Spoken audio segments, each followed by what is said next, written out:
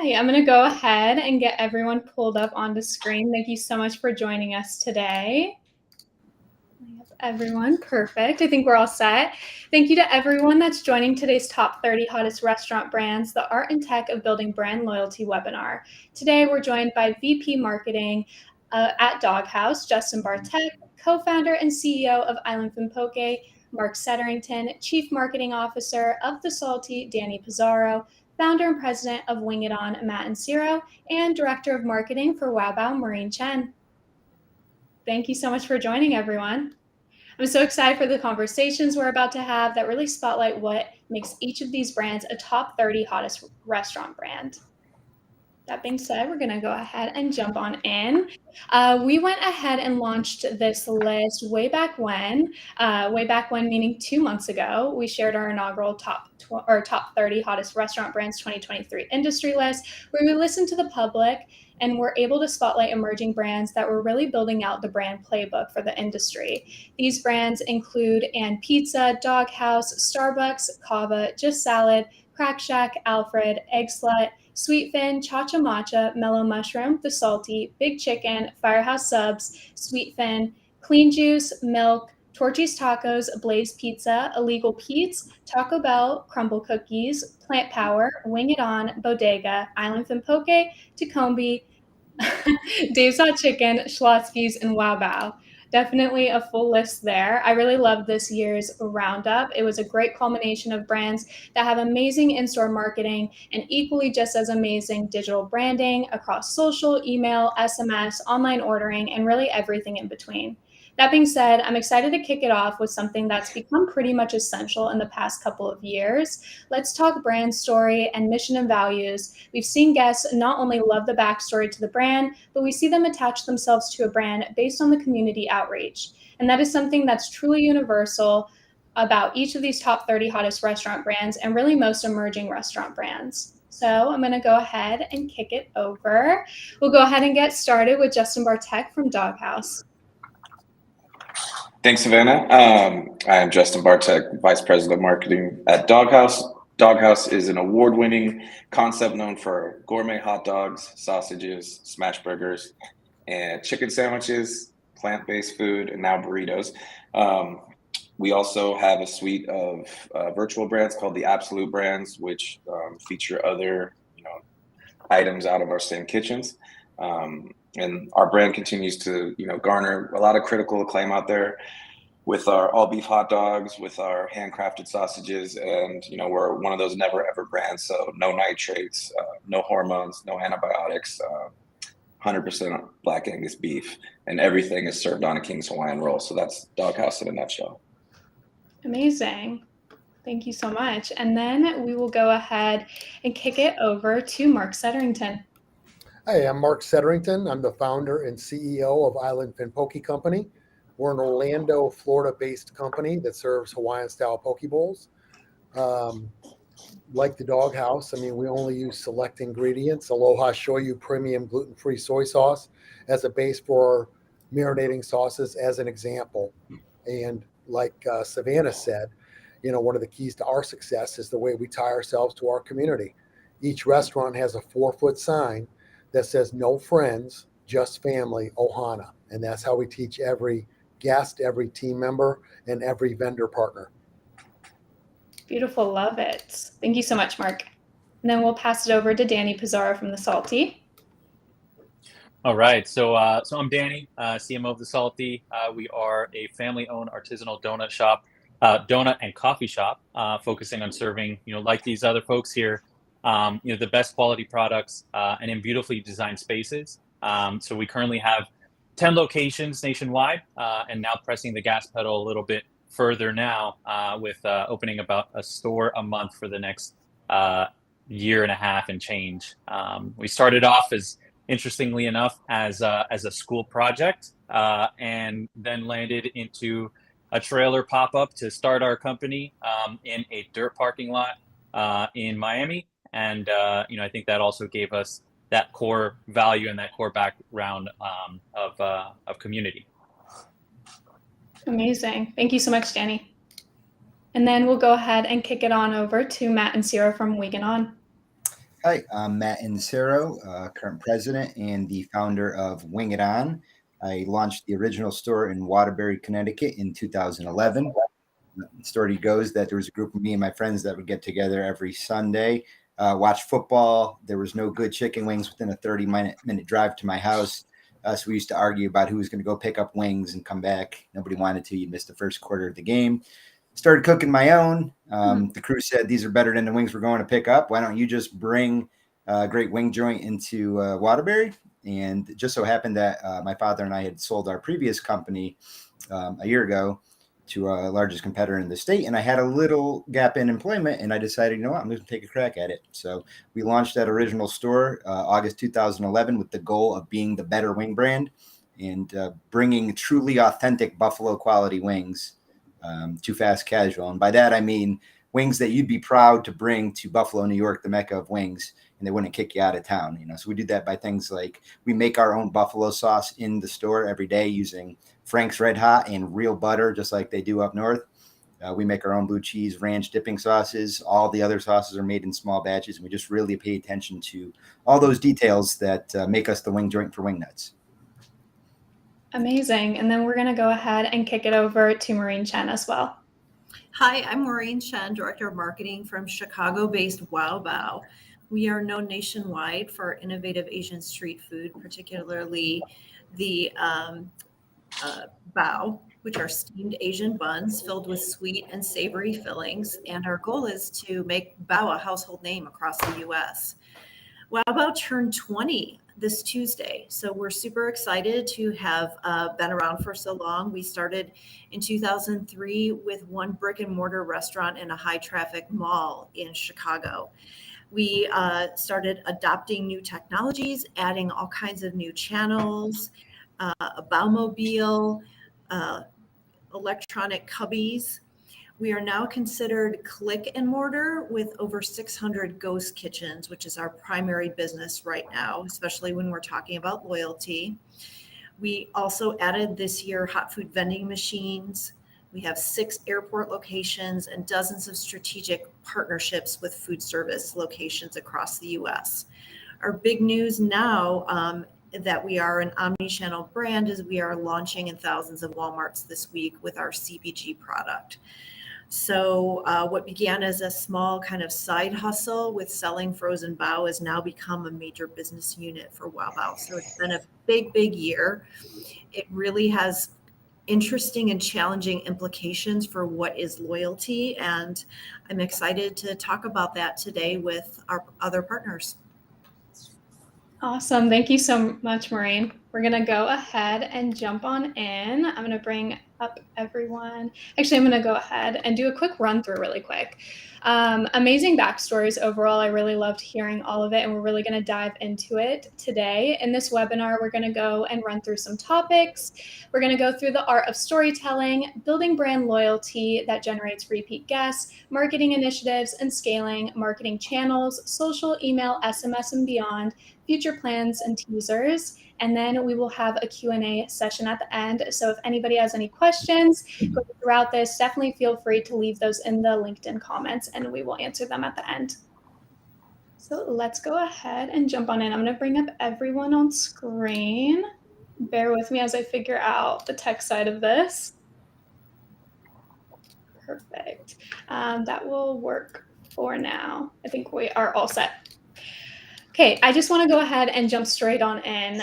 It's weird to say digital age. I mean, we all grew up in this digital age, but it continues to scale with new platforms popping up every couple of years. We recently had Instagram launch their new Threads platform. It's a lot to keep up with, but it plays a significant role in shaping the brand perception overall.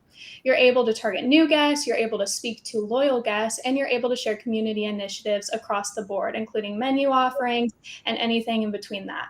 Ultimately, it's giving your guests direct access to you and really personifying the brand. So for the room, I would love to go ahead and ask, how can brands choose the right channels to build and target out guest engagement effectively? And how does the choice impact community building overall? We can go ahead and just, anybody can jump on in. Yeah, I'll share here. I think the first thing, which is probably the most important, is really understanding and studying who your target audience is and who your target customers are. And understanding if these are our guests, what platforms are they using, how are they using them, and then finding ways to enter those platforms and serve that need. But I think you're really just as at the most basic is understanding who your guests are and making sure that you're there on those channels that they are. Amazing. Anybody want to add to that? Yeah, I think. Oh, sorry. Go ahead. Oh, you can go ahead. That's fine. I would just agree with Danny and say that we are very much a test and learn culture. So we'll try all the new platforms, see if there's customer reaction, what resonates, what content resonates, and is the content, the time to create content worth what we're getting out of the platform, and then we'll just pull back if necessary. Amazing.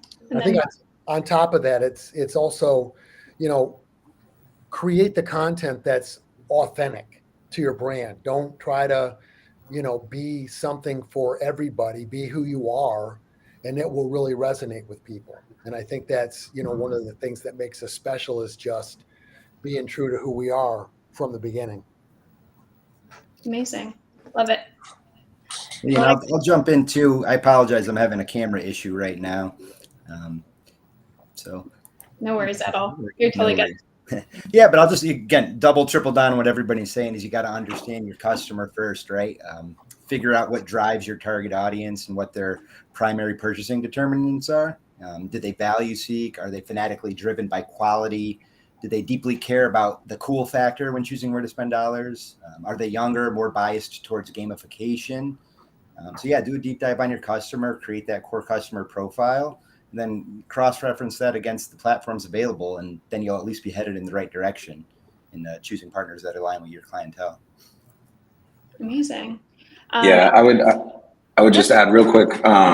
We always just try to meet them where they are. So we're always going to try the newest platforms. We're always going to, search out new ways of meeting our guests where they are, but that's really what it's about for us. And also just being, we call it like always on. So with our digital marketing or with our outreach or any part of the business, really, we're trying to always be on and then just meet them where they are, Yeah, makes sense. Especially, I think the digital age is definitely something where you really have to tap into. There's so many different people all across social media. It's a huge community effort ultimately. So I really love to see when brands engage on that end of things. And then that goes into email, SMS, and so on.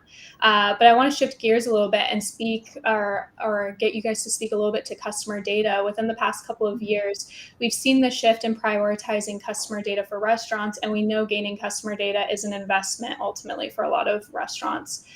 When your brands are building out marketing initiatives or loyalty campaigns, how do you use data to personalize your messaging? And is there a thing as being too personalized? I think with a brand like ours, it's all the guests are a little different, right? So I think the younger guests are a little bit more used to that personalization and they're more open to it. I think the older you get, maybe that's not cool or it's a little too weird or like, how do they know this much about me? And you kind of have to judge it on a one-to-one basis. But I don't think we can over personalize. I think that people really want that, and I think that with new tools as they arise with AI, with all these things, it's going to be a lot easier to really do that if you can harness your data and get it out there so that you can say, okay, what have you ordered in the past? Have you tried these things? We'd love you to try these things. What time do you shop here? When do you come? Well, do you know about dinner? Do you know about happy hour? All these things. And for a brand like ours as well, with our virtual brands, we can use loyalty in a way where if you're a hardcore Doghouse customer, but you've never ordered a badass breakfast burrito, now I can message you and at least make you aware that a badass breakfast burrito exists and it's from us. So it's really exciting times when it comes to this. I do agree with what Justin said. I mean, within particularly your loyalty platforms, you're giving customers something, so they're expecting that about their transactions and their behavior. And so I think that's, again, I don't agree. I don't think there's too much personalization unless you were doing something that was way out there, like appending data files with some very personal information. But yeah, in the restaurant world, particularly if you're rewarding them, they will appreciate the opportunity to know about new items, new products. Cool. I'll actually agree with that too in terms of marrying the data with the behavior, right? Because a lot of times we tend to focus solely on objective data. For us, we were early pioneers in a customer survey platform, so that really provides the subjective piece of the data puzzle in the form of getting constant customer insight. So by marrying the objective with the subjective, we're able to better drive strategic decision making. Another thing I'll say too is make sure that your data is well curated and actionable. One of my pet peeves personally is requesting data or pinging a team member for a report and just getting a raw data dump. Take the time to templatize your reporting so that it's easy to digest and easy to act on. And make sure you're tracking trends and not just looking at the isolated data sets. As the technological world we're living in is accelerating, so too is the speed at which trends are evolving. You need to be ahead of the data so that you aren't left behind. And the only way to do this is to set up your reports and templates with the intention and the purpose of capturing trends early in their cycle. And then the last thing, your other part of your question was, is there such thing as being too personalized? I mean, yes, of course, you don't want customers to feel like you're part of big data and that Big Brother's watching them. So it's all about towing the fine line between personalization and intrusion. You want the customer, you want to know your customer in terms of their buying habits and preferences without laying in non-essential behavior intel on them. Yeah, I think, to add on to that, it's, having this data and being able to act on it, but, communicating and using the data in the right way, right? Really understanding your guest, but not coming too strong where you're, stepping any boundaries and making anyone feel uncomfortable. And I think, really what I'd like to say about, technology and leveraging data for marketing is, marketing without leveraging data is sort of like playing darts with your eyes closed. You don't really know what you're doing. Your decisions are informed. So the more data you can have, and the more data that you can use for, to arm and equip you for your marketing team and your tech stack, it really opens up that vision and allows you to, help drive the results for the business. Amazing. I think on that note, then, I would love to shift over to loyalty programs. I think that kind of goes hand in hand with data at the end of the day. How have your restaurants effectively integrated loyalty programs and reward systems into their overall brand strategy? And what are some innovative loyalty program ideas, either from your own brand or outside, that have proven success? When we signed up with Lunchbox for the app, what we wanted with our loyalty program was we wanted it to be, really robust. We didn't want it to be, buy 10, get one free. We wanted to keep people engaged the whole time. So we have steps. At a certain level, you get a free premium topping. At a certain level, you get a free Dole soft serve. Then you earn enough money for a free bowl. But we also do different things along the way. On your birthday, you get a free bowl. On International Poke Bowl, we sell Poke Day. We send a free bowl to every app user. We want it to be super engaging so that people are invested in it, so that people really pay attention to where they're at on their loyalty, so they're thinking about that next visit in. Yeah, and I would add for us.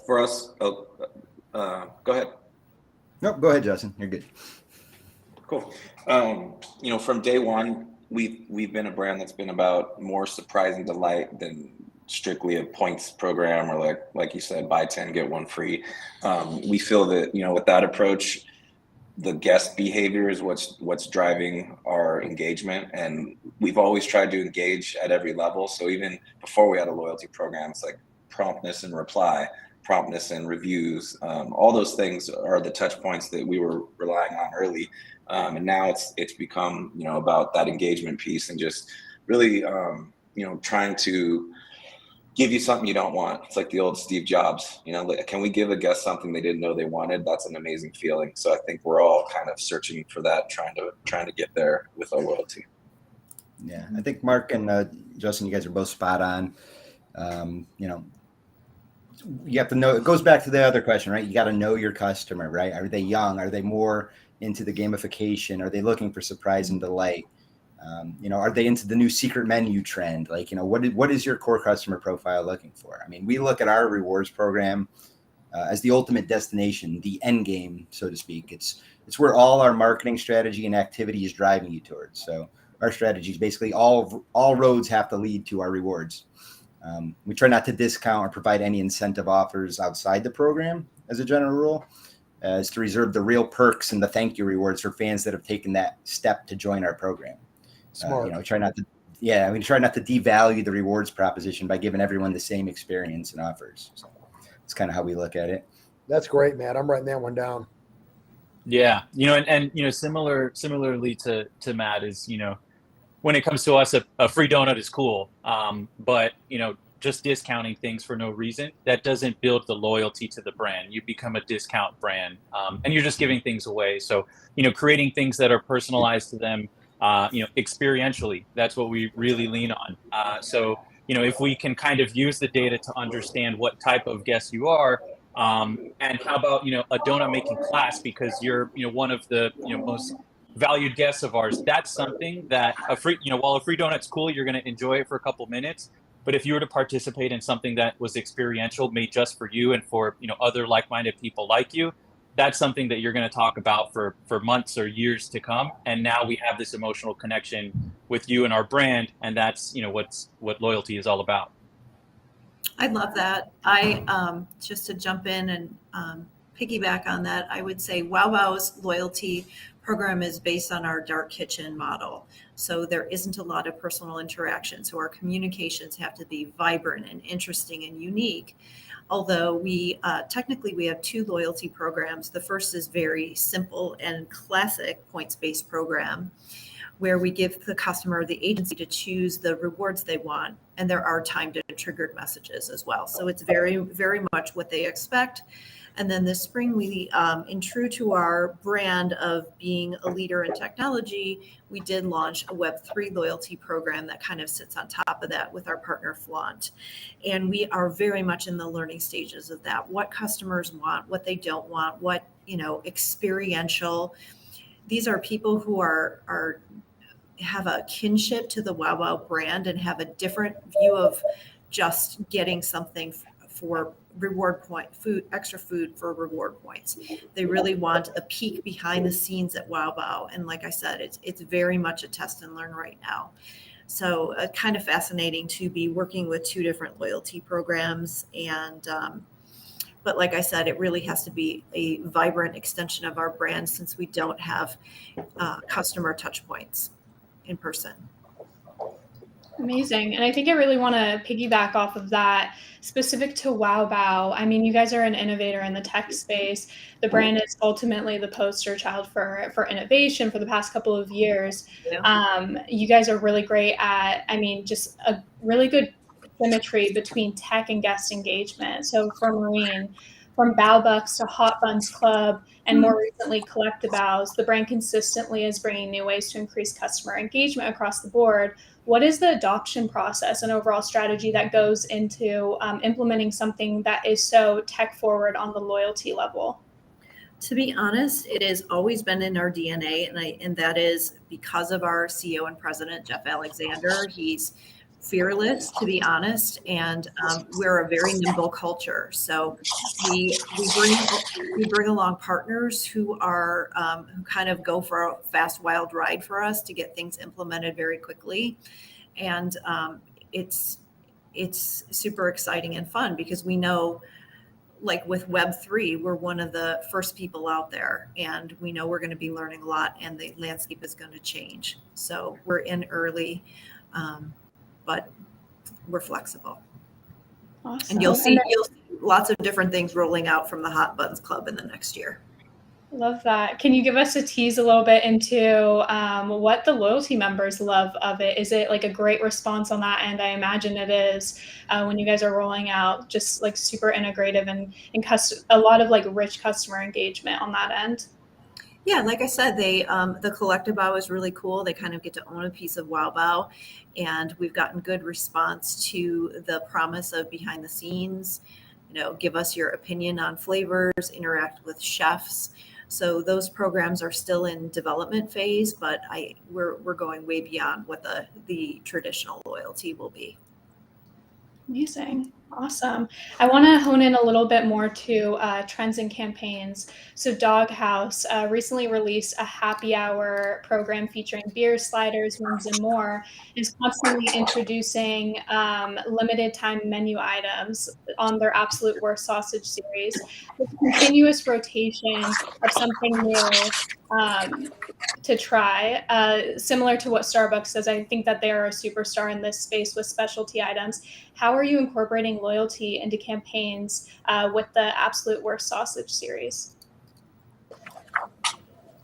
It's funny. We've kind of what we've tried to lean into. We got challenged by BuzzFeed about 6 years ago to create some kind of wacky sausages that no one was doing. So we did it, and 6 million views later, we said, why don't we lean into this and like make this a series? So we called it the Absolute Worst Sausage series. We have a promotional tie-in with our national charity partner as well, which is No Kid Hungry. So when we do these, this year we did a monthly, which was a huge, 12 different sausages, right? But $1 from each one goes to the charity, and we just try to turn it into a bigger thing for our fans, and just having that ability for folks that are in the loyalty program to try new things constantly. I think that's a big one. Constantly trying to innovate your menu. We definitely lean into that. But with this sausage series, it's a nice way to say, let's try something crazy. Chicken tikka masala, a cheeseburger sausage, all these different sausages that we've made so far. But having them as something that's new and something to try, but then if they do hit, you can always bring them back. And so with our loyalty program, what we'd like to do is kind of maybe we bring back six that we did a few years ago and they're only available through our loyalty program, right? Like things like that. So we're trying to lean in on that and really excite our, the people that take the time to spend the money, the people that are in the program. They want to see me. That's kind of how we try to lean into it. Love it. I loved seeing the full menu when I was researching it all. It looks amazing, and I just love the activation overall. I think I want to hone in a little bit more towards building community. So something that I love to see is brands really strike a balance between in-person campaigns and building digital communities. So for Justin, Doghouse does a great job at this. I mean, you guys have that Doghouse Running Club, which just celebrated their 11-year anniversary. Congratulations, by the way. What inspired Doghouse Running Club? We have a couple of brands on this call today that I'm sure would love to learn how to really lean in and leverage their communities. Yeah, I mean, when we started that program, there was much less digital. I mean, let's be real. So we thought, being a community brand here in Pasadena, California, how can we activate the community? We had some people on our team, which goes back to obviously people are the most important, but we had some people that were into running, and we said, what can we do? So we just put our heads together and said, why don't we start a running club? We'll meet every Tuesday. They literally have a track that they do. They come back, they meet, they drink beers, they sit on the patio. It's a whole thing, and it just turned into this bigger community over time. So to me, it takes might not work the first day. It doesn't mean give up, right? It doesn't mean stop doing it. It means lean in, try to keep that excitement up. Get evangelists, so people that love your brand and love whatever that thing is, have them spread the word for you. We use our local social media as well for the stores in Pasadena to, hey, Run Club is coming up. We have custom content built for it. We go to the events as a team, our corporate team, because it's next door. We walk over, we support them, so it's like, it's turned into this nice community event. But I would say there are tons of groups like this you can lean into, and for your different brands, there's probably ones that make more sense. So I would just say, the tough part is finding them, starting them, and then you got to lean in and have the people be your evangelists and really get the word out. But you can turn it into a great thing. Absolutely love that. I think another brand on the call that's really just amazing at doing it is the Salty. You guys do a great job at generating a crowd, from location openings to moving to online ordering, and just like launching a bunch of different campaigns and everything in between. For Danny, looking back with growth in mind, what are some of the campaigns you've been most proud of for the Salty? Yeah, I mean, I think it kind of all goes back to our core values and community, and really tapping into the emotional aspect and touching people personally. So I think, some of my personal favorite campaigns that we've done. One is a back to school campaign that we've done called Project Donut, where we ask students nationwide to record a video and submit it online of them explaining what their dream donut would be. And then what we do is we take all of these submissions. We watch thousands of these, which is just crazy that we get so many. And then we pick winners. And those winners, it's a really special moment because we actually invite them to come into the shop to create that dream donut that they, imagined and drew on a piece of paper, and some of them on whiteboards with their parents. And then what we do is we actually put it on the menu. So a really, really special and beautiful moment, for the student and for their families, and really just for the community, seeing that like we gave somebody that opportunity, and it sort of made someone's dream come true. So that's one of my favorites to date. That's awesome. Wonderful. Really Thank great. you. I love that. Anybody else from this group that has any campaigns that you'd like to highlight as well that you're really proud of?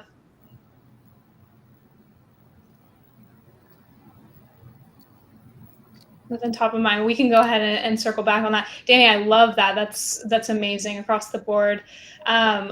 I really want to kind of go in a little bit more on the social media side, because you guys absolutely dominate social media, and I know that that's a big part of the marketing strategy over there, with over 326,000 following on Instagram, including the Gordon Ramsay, which, I mean, congratulations. What are some top tips you have for brands that are just experiencing emerging growth on social, and how do you turn those digital views into in-store guests? Yeah, I think, it's going back to, as simple as it gets is, engaging with your followers. So, every comment, or as much as you possibly can, respond to all the DMs, respond to all the comments, whether they're positive or negative, right?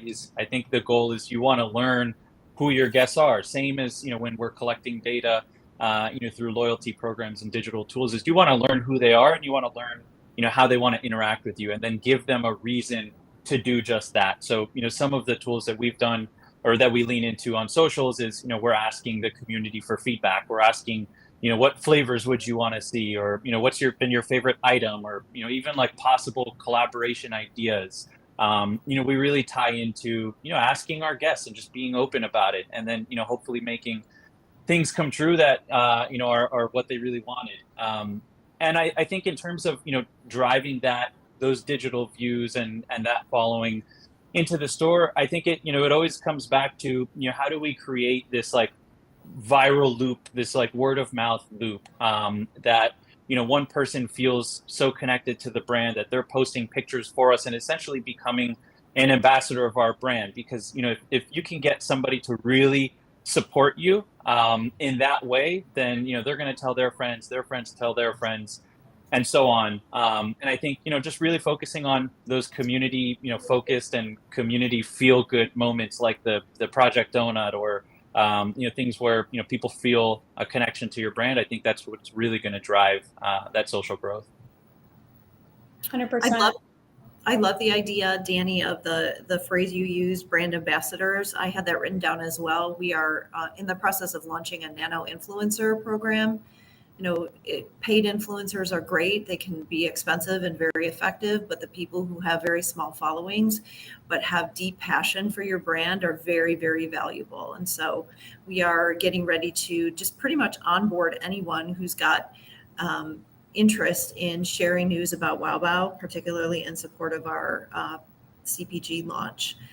In addition, we're Wow Bao, very big social listeners. We're constantly in platforms listening to people, and great point about responding to their DMs and their posts as well. But really just checking all channels, all platforms, and really, really gaining information about people's posts. So those are our two big things, two big initiatives for us right now. I love that. I would just. Oh, go ahead. Sorry. No, you're totally good. I was gonna circle back in Doghouse anyways. I mean, I think that's such a huge thing, is bringing in authentic people to really champion your brand at the end of the day, and not, dishing out all that money towards influencers. I think people are looking for that authenticity with, whether it's, the running club that Doghouse is doing, or those like one-on-one activations that the Salty is doing. I think those are so important. Yeah, I would just add for the social piece, and this is for like founder-led brands. So we have a few of those folks on this Zoom, but like trust the creators. I know that's hard to do because it might be a platform that you're not even on, or you don't care about, or you don't check every day, but the creators know what's going to react, or at least they have a better idea than me. I'm a 47-year-old man. Like I trust the 22-year-old, right? That's hard to do sometimes, but you really got to trust the creators on these different platforms because they really do know best. And as long as they, keep your brand, if there's a sacred cow, let's keep that. But sometimes it might be wacky to you, but it might react in the space, and that's what you want. So you kind of got to trust the creators. Love it. I wanted to go ahead and shift over to the rebranding space and franchise growth overall.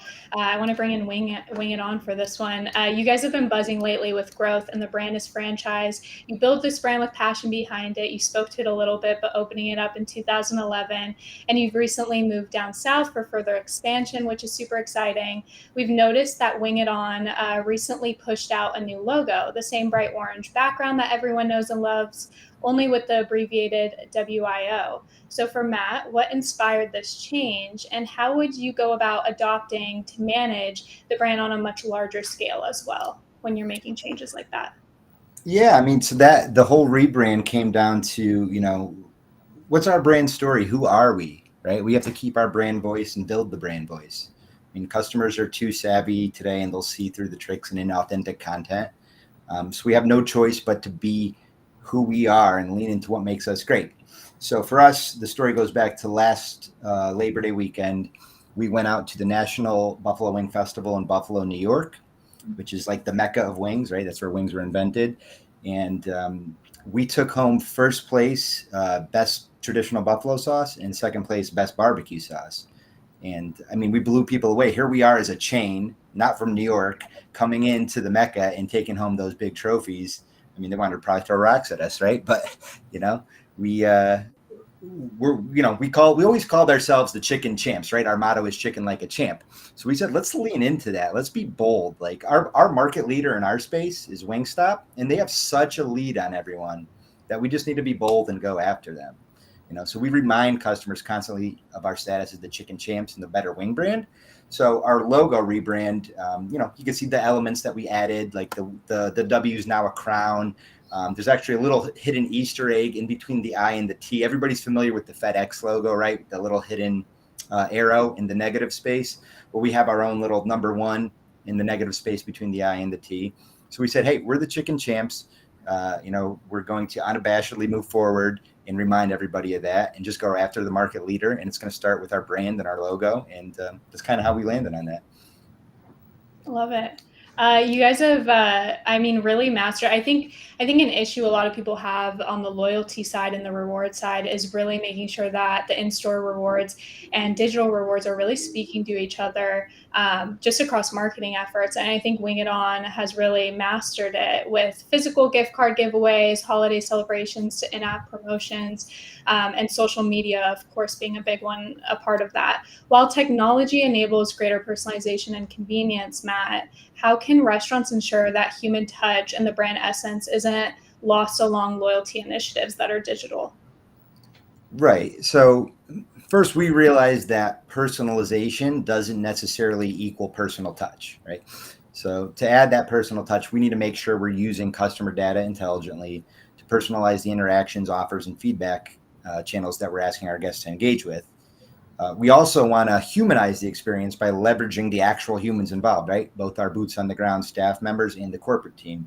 For example, on our customer survey platform, we have the option to use pre-canned responses, which would make things quick, streamlined, eliminate bandwidth issues. But we encourage our guest engagement team to actually read, digest, and craft individualized responses to each customer.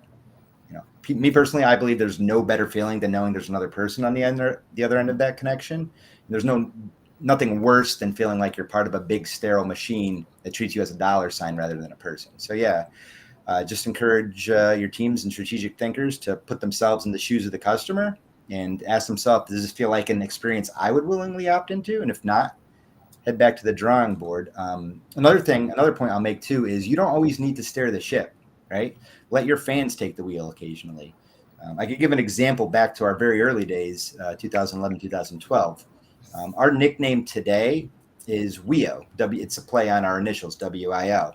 We noticed customers coming into our original location and referring to us as, they'd be saying things like they'd be on the phone with their wife, like, "Oh, I'm at WIO right now. What do you want?" We would ask them, like, what's WIO? What are you talking about? They're like, "Oh, that's just what we call your store, Wing It On, WIO." We're like, "Oh, that's pretty cool." So we just started referring to ourselves as WIO. And then we, trademarked the WIO logo and the WIO name and built that into our brand story. So yeah, if you let your customers take the wheel, that's going to further, double down on the human experience and the feeling of authenticity with your customers. Amazing. I think I want to bring in Island Fin Poke for this one as well. I think you guys and your team do such an amazing job at really including your customer base and your guests into pretty much everything you do.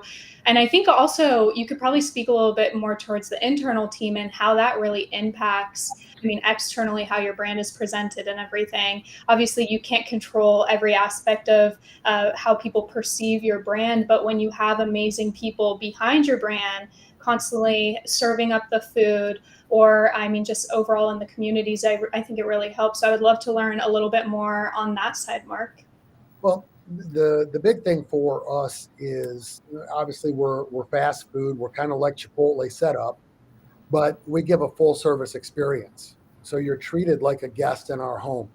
So you go down the line, you build your bowl, and our team members run it to the table for you. If you don't order a beverage, our team members bring out a cup of water. We pre-bus. There's no garbage cans in the dining room. Every guest gets a Dole soft serve sample. We encourage our team members to come out from behind the counter and engage the guests and personalize that experience. We don't want it to be transactional. We don't want anything that we do with, the way we interact with any of our vendor partners, any of the people in the community, and our teams. And I think that's why when most of my restaurant friends struggle with staffing, we just don't. Today we had a party in the restaurant.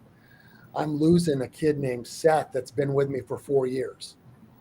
So this kid was a senior in high school when he started. He's gonna get his first big boy job. And basically the time I opened the Lake Nona restaurant, he's been there the entire time. I don't know what I'm going to do when I go back in the restaurant next week and Seth isn't there, but that's how we treat people. We don't look at our team members, our guests, or our vendors as being replaceable. They're valuable to us, and they're never just a transaction. Love that. I think I want to go a little bit more deeper on that, Mark. I know that you've worked among some huge brands. Applebee's, Bahama Breeze, and Margaritaville. What are some of the key initial differences working to maintain loyalty customers on that side of things with a huge brand versus an emerging brand like Island Fin Poke? What was that transitional period and I guess main differences? I think from the very beginning when we were building the foundation, we knew that two of the brands, especially Margaritaville and Bahama Breeze, are both very, very culturally based companies, right?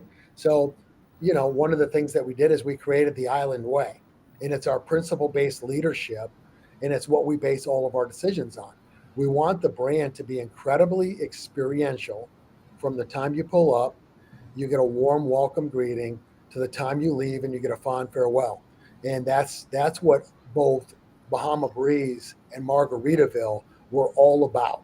It's all about the experience from, the lights, the surf video, the Island Fin Poke curated music channel. Everything has to speak to the brand. Amazing. I think we've touched on a lot of great topics today. Loyalty marketing, a little bit of AI within that, branding and beyond. I really want to give the floor to you all to speak to any cool initiatives that you can highlight or any cool campaigns that are coming up that maybe you could tease for the group. I would love to. I think we're going to start off with Maureen for this one. I know that you already teased a little bit of what we should be expecting from the NFT space, but anything additional on top of that? I can only tease that we will be entering many new frontiers in Q4 and 2024. I probably can't say any more, but if you can think about where you can get Wow Bao, we'll try to be there. And our mantra in marketing has been Wow Bao everywhere. We've spent a lot of the year being distributed primarily by third-party delivery, and this gives us a lot of creative freedom to be in, like the hot food vending machines, but in the metaverse and in new and exciting ways, and in your grocery section. But there is no limit to where Wow Bao is going next. I wish I could give you more specifics, but follow us on social.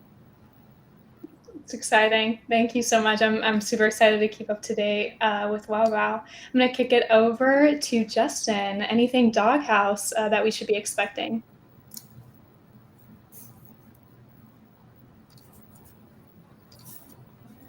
Oh, audio. Wait, let me confirm. Okay, you're all set. There we Sorry go. about that. Thank you. What we're working on, when the fires happened in Maui, we pivoted away from the absolute worst sausage series because we have some ties to the island from our founders. So what we decided to do was pivot, and we've made 3 LTOs. There's a Ohana chicken sando, Mighty Mao wings, and then also a cocktail on our menu that we're gonna donate to Maui Strong. So we've culinary to marketing to every piece of the brand, we really got together and said, how can we help? Culinary develop the items. We shot them quickly. We've got everything together. We're finishing the marketing, and on September 1st, we're going to roll those for the month of September, so that $1 from each of those items goes directly to Maui Strong. We've also done an internal GoFundMe with our franchise owners, where our team in our office and our franchisees and our teams on the ground in the restaurants can donate to that. Our founders will match, for that as well. So just trying to lean in to help. That's the kind of brand we are. And as all of you know that do this, these recipes and change these, it's not easy to turn that in 2 weeks. So it's been an ultimate challenge, but we're really excited about what's going to happen. Amazing. I'm going to go ahead and pass it over to Danny. Any updates we should expect from the Salty? Yeah, a lot. We're working on a lot. One of the more exciting things or changes that we're focused on right now is really expanding the menu slightly beyond just donuts. So yes, donuts and coffee are the core staples and reasons, why people visit us and how they know who we are. But we also understand, based off of data and based off of understanding our guests, that, you may not come too frequently to get a donut, but you may come more often to get a coffee. Or how about a baked good in the morning? So things like different pastries and baked goods like croissants or biscuits or even like breakfast sandwiches. So I think one exciting thing for us is sort of this expansion of our menu into non-donut related items, which can further help bringing people back to our stores more. So definitely super excited to lean into this more. Currently, we only have about 3 baked goods on the menu that we've been testing and rotate about every 6 to 8 weeks. But definitely this is something that we're expanding more, and a big initiative of us or for ours moving forward. Exciting. Awesome. I'm going to go ahead and kick it over to Mark from Island Fin. Awesome. We're working on a couple of really big things. We have our 3rd annual franchise conference this week starting on Sunday. And at the conference, we'll be rolling out our brand new website. Been working on it since February, all, hand coded. It's, faster, stronger, all the latest technology, which is awesome.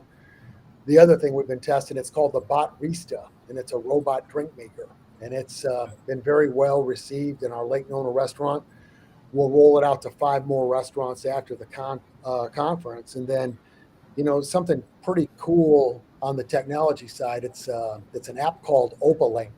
And what it is, it's kind of a social platform for, where people can go on. And if I check into, Justin's place, the Doghouse, my friends can see me check into the Doghouse, and they can send me a hot dog.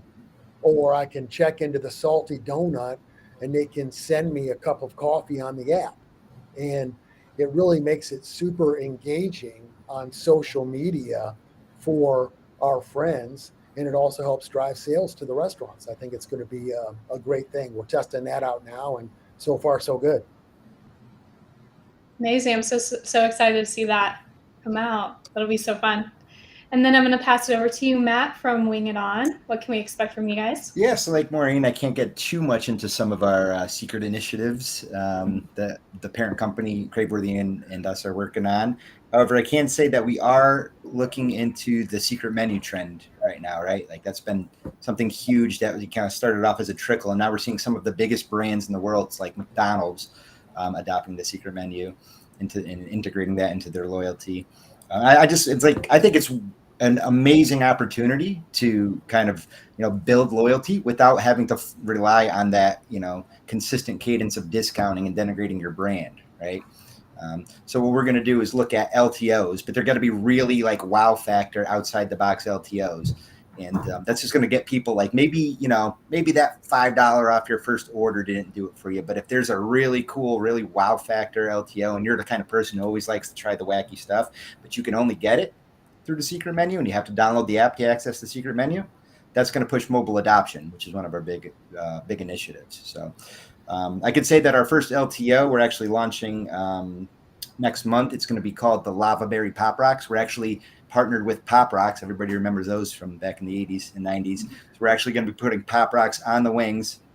You eat the things, they pop in your mouth. It's cool. It's outside the box. It's fun, But yeah, we want to figure out ways that we can further our brand loyalty without constantly discounting our brands. And I think secret menus are going to be a trend that actually is sticky and sticks around for a while. We'll definitely see the Pop Rocks trend on social for sure then.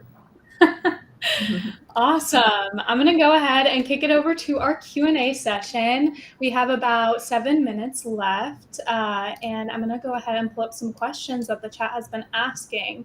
First one up, we have for the Salty. How do you encourage user-generated content without it feeling forced? Which I think we can go ahead and probably ask this to the Salty and then expand it out a little bit more as well.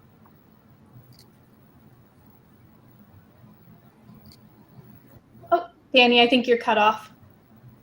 Let me hear. Hello. Alrighty. I think I'm good. Yeah, I think it's a great question, and I think because it kind of defeats the purpose if that does feel forced to for guests to create their own content. I think I think it starts with the experience in the store. Is providing a second to none, best in class experience at the store, providing moments inside the store and without it outside is for moments for people to just interact with you. So we have murals that we work with local artists in each market that we're in. And partner with them to do really cool murals inside, outside, even on our floors, really cool inventive stuff. And it just naturally kind of gives a way for people to have this idea. And then the content that we're creating, even though we may not be asking guests or people to come into our stores and shoot this content or post online, is we kind of guide you, right? It's like we'll post a video of this really cool mural, and now it sort of creates this trend by with our followers that they kind of want to do the same, or they want to get that donut that they're holding in front of that beautiful wall. And so I think it's more so just showing how it could be done and almost like leading by example. And then I think too is of course the creativity and product that you're putting out, right? So similar to Mark on what launches and really cool LTOs.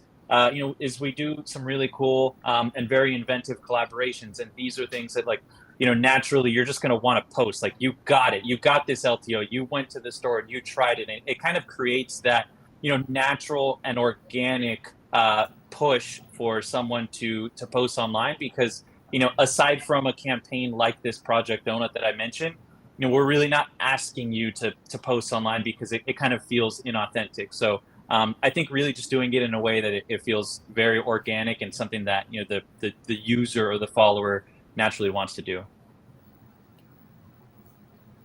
Amazing.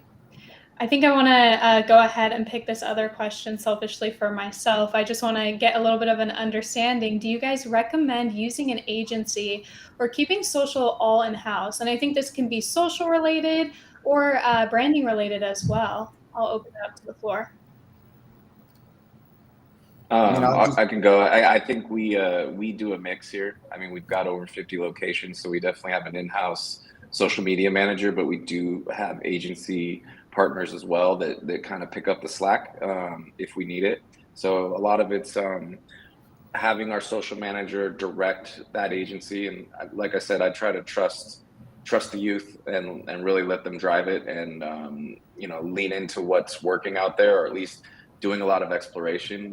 What we do on our team, actually, with our whole team, we trade a lot of things that we see on social.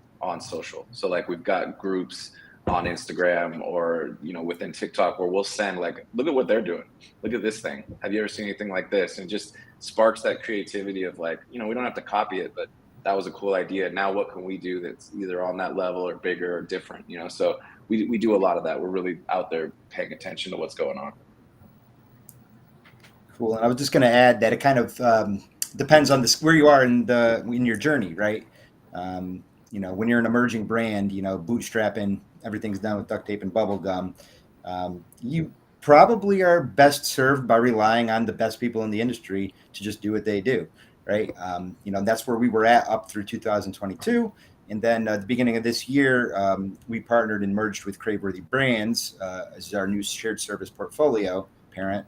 And they have access to decades of industry experience. So now we have a blend of the two. But really, I do think you have to kind of be cognizant of where you are in your journey, and that's going to kind of dictate what makes sense and what the combination is going to be between the two. Yeah. So Wow Bao is not at all a startup or a bootstrapping by any sense of the word, but our culture, our brand is really close to all the people who are here in the office, who are living and breathing Wow Bao with passion. So I, at this point, could not see an agency doing the authentic creative work that we're able to do. And it is very stream of consciousness. We'll see something we want to duet. We'll, jump on a trend. We will, do menu hacks. I think it's all very organic and creative. So not for everyone, but we do have a person who's quite nimble and quite fun and creative to do quite a large amount of content. So that's our strategy. Amazing. And I think a final question that I just want to go ahead and ask, specific to loyalty, it's being asked, what metrics do you pay the most attention to in regards to loyalty? Lifetime value. Lifetime value of the guest is the most important. We're all trying to get more visits out of the guests we have. It's obviously easier to keep a customer coming back than find a new one. It's like marketing fundamentals, but it's really lifetime value. That's what the new-ish loyalty programs can deliver. You can, to Matt's point, you don't have to emphasize like discounting at all now. It can be about adding value to the guests. It could be about letting them know things that they didn't know about your brand. It could be a lot of things. So I think that's where it's going. It's going to those personal touch points of like, hey, we know a lot about you, but we also know you haven't done X, and this is really great too. So maybe try this, and maybe that's where the discount is. To get trial across your menu. But to me, that's smarter than like doing the old pray and spray of, we're going to send out as many people in our database, here's your coupon, hope that they come in. That's not as smart in 2023 and beyond. I will say LTV is very much a long game though, and it's hard to sometimes convince the finance department that it's not going to improve cash flow immediately, that you're playing a game of 3 to 5 year horizon. So but we do consider that as well, but repeat visits is our main metric. Amazing. So I think we are about at time. I'm going to go ahead and wrap it up here. I just want to say thank you to each of you guys for joining and really just giving a little bit of a sneak peek behind the curtain in terms of all things brand marketing for each of your brands. I also want to reiterate a huge congratulations from the Lunchbox team for placing as a top 30 hottest restaurant brands for 2023. Lunchbox will always be cheering each of your brands on and watching from the sidelines. So thank you so much for joining, and I hope you each have a great rest of your day. Thanks, Savannah. Thank you. Thank you, Savannah. Alrighty, thank you.